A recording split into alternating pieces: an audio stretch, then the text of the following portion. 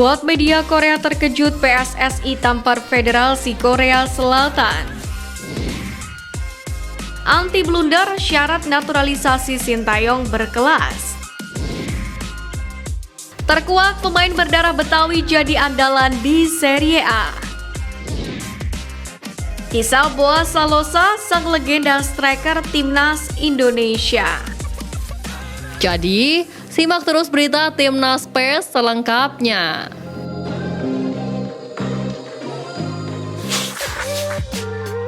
Buat media Korea terkejut PSSI tampar Federasi Korea Selatan. Keputusan cerdik yang diambil PSSI untuk mengarungi babak ketiga kualifikasi Piala Dunia 2026 membuat publik Korea Selatan heboh. Timnas Indonesia sendiri akan memulai petualangan baru dengan menjalani laga tandang terlebih dahulu melawan Arab Saudi. Pertandingan ini pun akan berlangsung di Stadion King Abdullah Sport City, Jeddah pada Jumat 6 September 2024 dini hari tadi. Pada pertandingan ini, Timnas Indonesia pun akan menghadapi Australia, yakni di Stadion Gelora Bung Karno, Jakarta, tepatnya pada Selasa 10 September mendatang.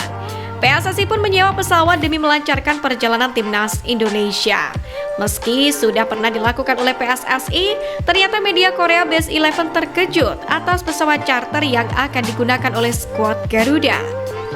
Timnas Indonesia berencana menyewa penerbangan untuk mempersiapkan pertandingan kualifikasi Piala Dunia 2026 pada September karena tak bisa menghindari perjalanan jarak jauh, tulis media Korea Base 11.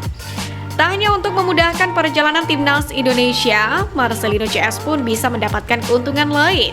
Sebut saja penerbangan yang tak digabungkan dengan pesawat komersil sehingga tak akan bertemu dengan penumpang lain. Selain itu, Justin Hubner CS pun bisa beristirahat dengan tenang demi tampil apik di laga kandang. Dalam laporannya, Base 11 membocorkan bahwa PSSI-nya Korea Selatan pun tengah mempertimbangkan rencana penerbangan charter.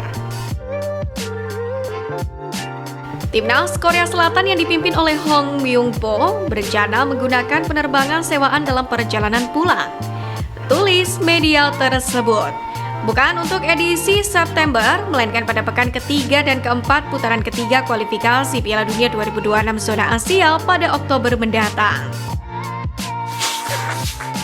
Anti blunder syarat naturalisasi Sintayong berkelas. Kualitas Sintayong sebagai pelatih memang tidak bisa diragukan lagi. Apalagi dalam urusan memilih pemain keturunan, STY memiliki standar seperti ini. Dalam beberapa tahun terakhir, PSSI dan Sintayong gencar mencari pemain-pemain keturunan untuk memperkuat Timnas Indonesia. Beberapa nama berhasil didapat dan kini menjadi tulang punggung dari Timnas Indonesia, seperti Calvin Verdong, Jesus, hingga Martin Paes. Hasilnya sejumlah prestasi pun berhasil diraih oleh skuad Garuda, seperti lolos ke putaran ketiga kualifikasi Piala Dunia 2026. Jelang ajang itu pun PSSI berencana untuk mendatangkan lagi beberapa pemain keturunan. Namun memang sampai saat ini PSSI masih belum mengumumkan nama-nama pemain keturunan yang akan bergabung dengan skuad Garuda.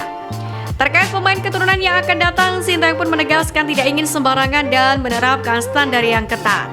Salah satunya adalah pemain tersebut harus benar-benar memiliki darah Indonesia sebelum dinaturalisasi. Saya sangat ketat tentang satu hal, jika Anda tidak memiliki darah Indonesia di dalam darah Anda, saya tidak akan pernah mempekerjakan Anda. Tegas Sintayong dikutip dari channel YouTube Tripro TV pada Kamis 22 Agustus. Bukan hanya harus memiliki darah Indonesia, pemain yang nantinya dinaturalisasi pun wajib punya garis keturunan tidak terlalu jauh. Itu artinya pemain-pemain tersebut maksimal punya darah Indonesia dari kakek atau neneknya. Kalau untuk pemain naturalisasi, pemain yang berdarah Indonesia itu adalah mereka yang kakek dan neneknya berdarah Indonesia, ucapnya. Terkuak pemain berdarah Betawi jadi andalan di Serie A. Banyaknya pemain keturunan yang berkarir di luar negeri memang tak ada habisnya. Bahkan tak sedikit juga pemain berdarah Indonesia menjadi andalan di klubnya. Kali ini pemain Timnas Indonesia Jesus rupanya memiliki rekan satu tim di Venesia yang memiliki darah Indonesia, yang memiliki ibu berdarah Betawi Jakarta. Ialah gelandang asal Venesia, Mikael Egil Ellertsen yang diketahui memiliki darah Indonesia. Dikutip dari sejumlah sumber, ibu dari Ellertsen berasal dari Jakarta, Indonesia. Sementara sang ayah diketahui berasal dari Finlandia. Sang pemain sendiri lahir di Reykjavik pada 11 Maret 2002.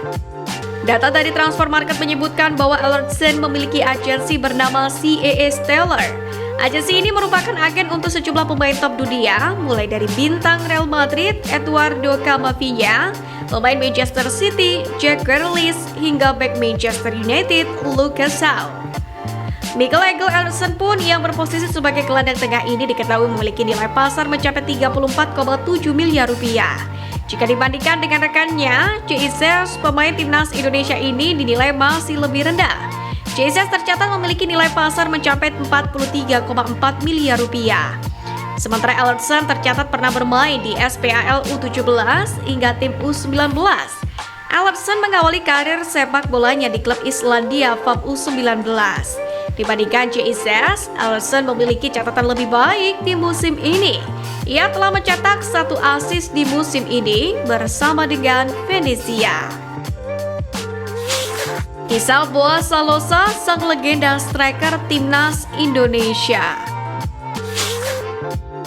Boaz Salosa, nama yang begitu akrab di telinga pecinta sepak bola tanah air, telah mengukir sejarah gemilang di timnas Indonesia. Bahkan saat namanya tak lagi menghiasi susunan pemain klub manapun. Lahir di tanah Papua yang kaya akan bakat sepak bola, Boaz tumbuh menjadi penyerang dengan insting mencetak gol yang tajam. Teknik individu yang mumpuni, fisik yang kuat, dan juga mental baja menjadi kombinasi mematikan yang sulit dihentikan oleh lawan-lawannya.